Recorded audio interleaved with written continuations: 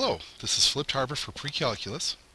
In this video we're going to cover section 6.2, Sum and Difference Formulas. Our objectives for this lesson are to use sum and difference formulas to find exact values and to use sum and difference formulas to establish identities. Our outline for the video: we'll look at sum and difference formulas for cosines. We'll look at some special sums and differences, that is for pi over 2 minus theta.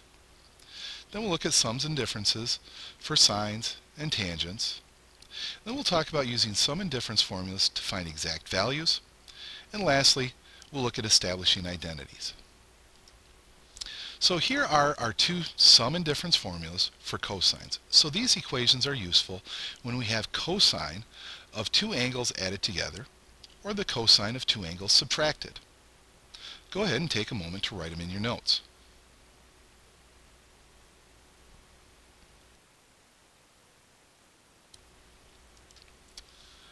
Now here's a special difference formula. The cosine of pi over 2 minus theta is equal to the sine of theta. Similarly, the sine of pi over 2 minus theta is equal to the cosine of theta.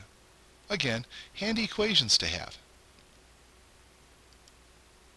Here are sum and difference formulas for sines. Don't ever confuse the equations for sines with cosines. They may look similar, but they're not interchangeable. Make sure you write them down separately on your paper. Now here's our sum and difference equations for the tangent.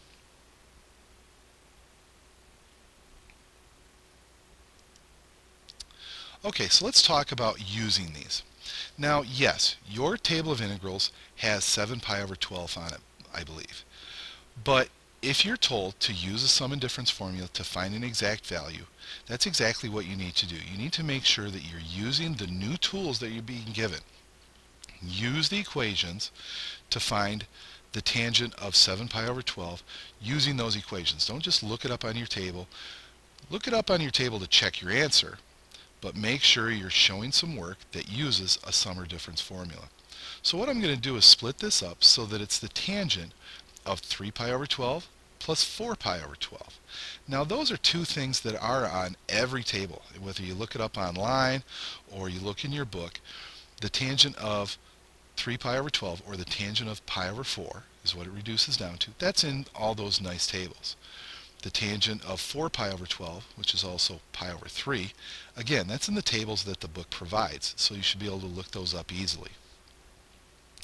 I went ahead and plugged these into my sum formula for tangents, and what I get is 1 plus the square root of 3 over 1 minus the square root of 3. And that's good enough. There's not a whole lot of work that I'm going to make you do after that. Now here's one you're definitely not going to be able to look up on your table. You do not have 20 degrees, you do not have 80 degrees on your table of integrals. Now this one goes the other way though. They're giving us basically the left side of one of the equations, and we need to look and see what this would be equal to on the other side of the equation. So comparing it to the new equations, this is actually the sine of 20 minus 80, which is the sine of a negative 60 degrees. Well, now the sine of negative 60 degrees is on your trig table, and it's equal to negative the square root of 3 over 2. Now establishing an identity in this section, basically we're going to look for a sum or difference that we can replace with the other side of that sum or difference equation. So I'm going to focus on the left side of this identity, and I'm going to replace the top with the cosine difference. So that's equal to the cosine of alpha cosine beta plus sine alpha sine beta. I'm totally leaving the right side alone.